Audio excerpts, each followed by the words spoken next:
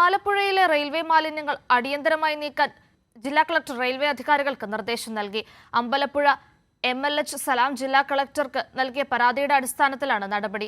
Railway കരാറുകാരൻ മാലിന്യം നീക്കാത്തതിനെ തുടർന്ന് കനാലുകളിലും റെയിൽവേ പരിസരത്തും ജനങ്ങളുടെ ജീവിതം ദുസ്സഹമാവുകയാണ്. അമ്പലപ്പുഴ MLA H സലാം ജില്ലാ കളക്ടർക്ക് നൽകിയ പരാതിയുടെ അടിസ്ഥാനത്തിലാണ് മാലിന്യം നീക്കം ചെയ്യുന്നതിന് ജില്ലാ കളക്ടർ റെയിൽവേ അധികാരികളുടെ അടിയന്തര യോഗം വിളിച്ചു ചേർത്തത്. റെയിൽവേ സ്റ്റേഷൻ പരിസരത്ത് കാനകളിലും അവയിൽ അടിഞ്ഞുകൂടിയിരിക്കുന്ന റെയിൽവേയുടെ മാലിന്യങ്ങളും അടിയന്തരമായി നീക്കം ചെയ്യാനാണ് ജില്ലാ കളക്ടർ നിർദ്ദേശം നൽകിയിരിക്കുന്നത്.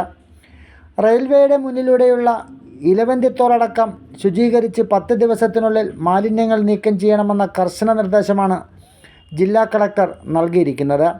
തോടുകൾക്ക് മുകളിലൂടെയുള്ള നിർമ്മാണങ്ങളടക്കം ഗുരുതരമായ കയ്യേറ്റങ്ങളാണ് റെയിൽവേ ആലപ്പുഴയിൽ നടത്തിയിരിക്കുന്നതെന്ന് അമ്പലപ്പുഴ MLA H സലാം പറഞ്ഞു. ഇതിൻ്റെ സമീപത്ത് ഒരു തോടുണ്ട്. ആ തോടിൻ്റെ മുകളിൽ കൊണ്ട് റെയിൽവേ ഒരു കൺസ്ട്രക്ഷൻ നടത്തിയിരിക്കുകയാണ്. അപ്പോൾ ഞാനും കളക്ടറും നേരിട്ട് അവിടെ പോയി അത് നിർത്തിവെപ്പിച്ചിരുന്നു.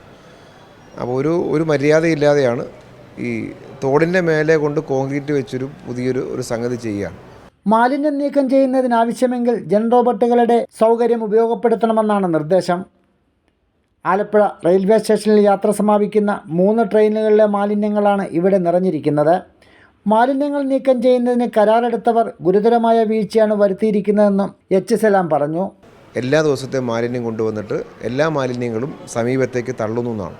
അപ്പോൾ അത് കോൺട്രാക്റ്റ് ഉള്ളതാണ്. അത് അവിടുന്ന് എടുത്ത് ഇവിടുന്ന് കൊണ്ടുപോയി അത് സംസ്കരിക്കേണ്ടതാണ്.